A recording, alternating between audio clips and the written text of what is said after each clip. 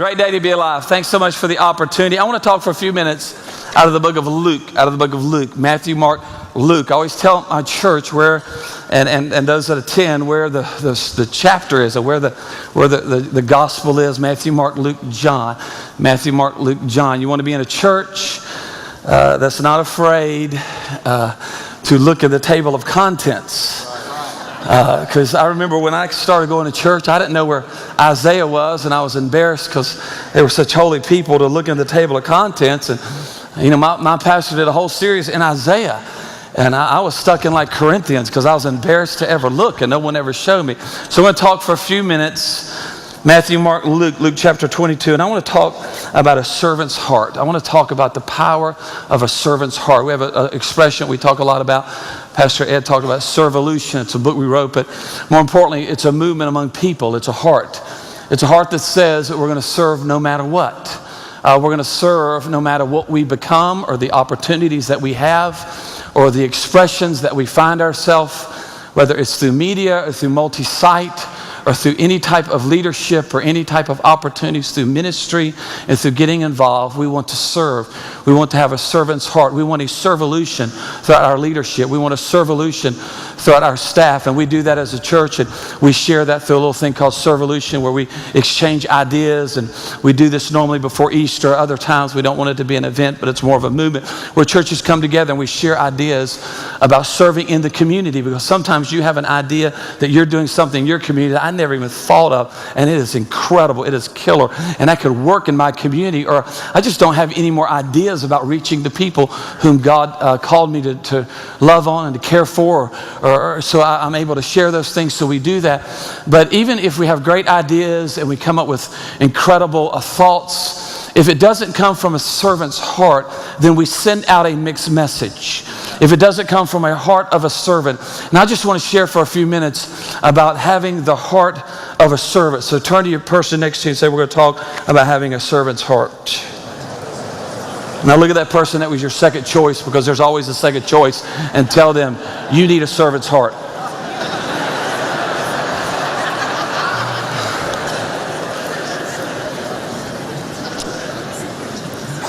There's not anything we do in ministry that's more important than having a servant's heart. About everything is impossible without having a servant's heart. It's the reason why we're here. Do you know the reason? We have a lot of things that are different, diverse. We worship differently. We have a lot of different diverse styles in our communication, in our leadership flow, in our small groups, and different ways that we do service times. But the one thing that all brought us here is somewhere along the line in the journey that Dr. Cross talked about, we had an idea that we wanted to serve the kingdom. It's one of the common things that is in this room. Out of the diversity of this room, a common denominator in this room is somewhere along the line. And one of the reasons why we're here today is because somewhere we said yes to being a servant of Jesus Christ. And out of all that we do, a servant's heart is still so key to everything that we do as it relates to the future. No matter what our gift is, no matter what our style is, no matter what our flow is, having a servant's heart, what I'm learning, is a top button issue when it comes to buttoning up church life and buttoning up church growth as it is to reaching people. We started church 16 years ago. This was really before there was a church planning movement that I knew of. We just had an idea. We wanted to serve in South Louisiana. Had a conversation with Joel Osteen's father, John Osteen, and just shared my heart about South Louisiana with him. We were in between ministries, and he said, you should go to South Louisiana and plant a church to reach the poor. And that was what was in our heart. And through that, and just through some other counsel and just the things that God was confirming, that was our idea. Let's go to Baton Rouge. And we've been serving there. So we were in Baton Rouge and said, let's just plant a church to reach the poor. And our goal was if we could come up to 200 to 300 people, then maybe we could have enough people that could maybe reach the homeless, or help the widow, or care for those that are fighting cancer, or reach out to those that were fighting addiction. That was our goal. We never thought of anything beyond 200 or 300 people, maybe that many people, if we could create and build up an army of healers that could go out and reach people and care for those that nobody else wants. then maybe we could accomplish the things that were in our hearts. So we launched our church. Now, we launched our church on a Wednesday night. I don't know what we were thinking. It's the youth group ministry in me. How many knows when you're a youth pastor, everything is Wednesday night? I mean, it's Wednesday night, it's Wednesday night, it's Wednesday night. We launched our church on a Wednesday night. We have 12 people in attendance, and it was the month of December. Wednesday night, month of December. And we launched it. 12 people showed up, and there were 4 that were in our family, so we had about 8. I spoke out of Ephesians. I rambled. I stutter. I have a stuttering problem sometimes when I get nervous. I was so nervous. I had splotches all up on my neck, pancakes all underneath my arm. My lip was quivering. I was so nervous. I was used to preaching to teenagers who are clueless about everything. Here they are, like 12 adults. They brought their Bible. They were cross-checking me. You never do that in youth ministry. Nobody ever knows if it's in James or Genesis. It's there. We launched our church. I was so nervous. And I spoke and just went on. And it was like 8 messages in one. And have you ever got done with a message and you wanted to get to the car quicker than the people wanted to get to the car? Come on, help me. Can I have an amen? Don't act like you've never preached one and you were embarrassed.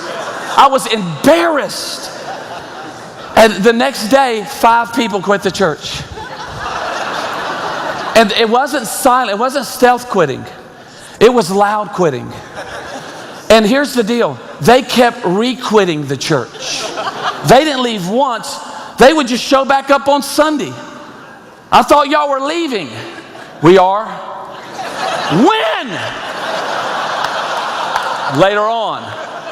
They were re-leaving the church. It's almost like, how many remembers those old westerns? You shoot the guy, he falls up against the saloon, knocks all the beer everywhere, gets back up, you shoot him again, he knocks over the piano player, you shoot him again, he falls out the door, knocks over horses, you shoot him like 10 times, he's still lifting his arm, he's kicking his leg, bleeding all over the place. These 5 people, they left like a cowboy death. Bled all over the place, knocked over horses and saloon girls. It was incredible. So our church began to grow after about a year or 2. And God blessed it. And we got a couple hundred people. We decided in those early days, we're just going to serve the poor. I was learning how to communicate. We didn't have a lot of music. There was many a Sunday we led worship with a saxophone and a worship leader. Do you know how hard it is to get your worship on with a saxophone player? You can't get your worship on with just a saxophone player. You can't clap with a saxophone. It's all white clapping. That's all it was. And so we didn't have much. So we said, let's just serve. Let's serve people. Let's serve the poor. And we did that. And God blessed the church in spite of a lot of problems. And it grew. But then we learned something. We learned that people started showing up and they had another idea. And they started offering their gifts and their talents.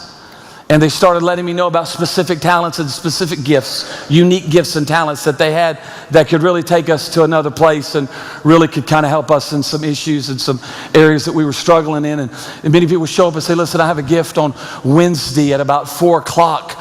And I can do handbells Wednesday at 4 o'clock. And we can really work this thing, but it's got to be Wednesday at 4 o'clock. And so we're trying to figure out Wednesday at 4 o'clock. And then on the weekend, there was people that were saying, hey, I've got a gift of music. I have this, I have that.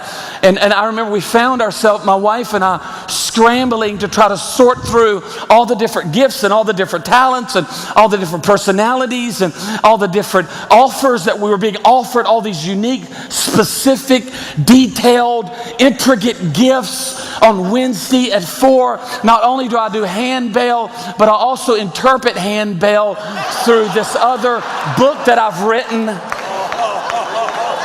In South Louisiana, means you got to help a brother out a little bit. And so we're trying, and it got so, we started getting deluded in our heart. And I was reminded of a verse